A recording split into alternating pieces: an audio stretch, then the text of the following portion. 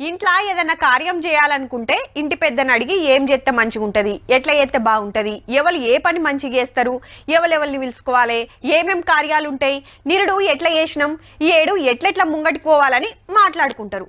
ఇట్లా పోదామా అట్లా పోదామని ఎవ్వరు ఎన్ని చెప్పినా ఆఖరికి ఇంటి పెద్ద ఎట్లా డిసైడ్ చేస్తే గట్ల పోవాల్సిందే.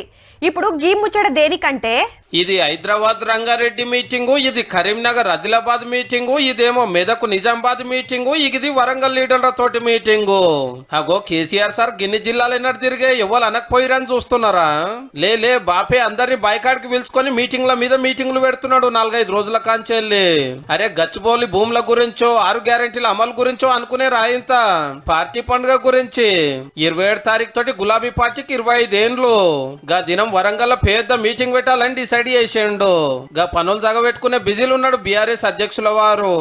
అనవసరంగా కేసీఆర్ పోగొట్టుకున్నాం, మళ్ళా కేసీఆర్ గారిని తీసుకురావాలని ప్రజల లోపల పెద్ద తీరుగా ఉద్యమం వచ్చింది. కేసీఆర్ గారు ముఖ్యమంత్రి తీసుకొచ్చినందుకు అందరం కూడా ప్రయత్నం చేస్తున్నాం.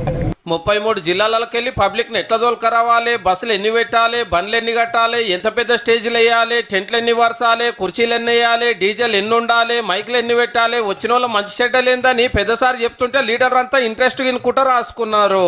మంచి మంచి పాటలు కైగట్టాలి, ధూమ్ధామ్ జోరు ఉండాలని ఆర్డర్ వేసిండట. పార్లమెంట్ ఎలక్షన్ లో కారు పల్టీ కొట్టినాక ఫామ్ హౌస్ లకెళ్ళి వస్తలేడు, అసెంబ్లీకి పోతలేడాయే, పబ్లిక్ లా తిరుగుతలేడాయే. ఇక పార్టీ 25 ఏళ్ల పండుగ వచ్చింది కాబట్టి జోరుగా వేసి దినం చాలా ముచ్చట్లే మాట్లాడతాడట కేసీఆర్ సారు. మీటింగ్ నాటి వరకు మళ్ళొక పాటు చెప్పుకుందాం గానీ ఇవాళకైతే గింతే.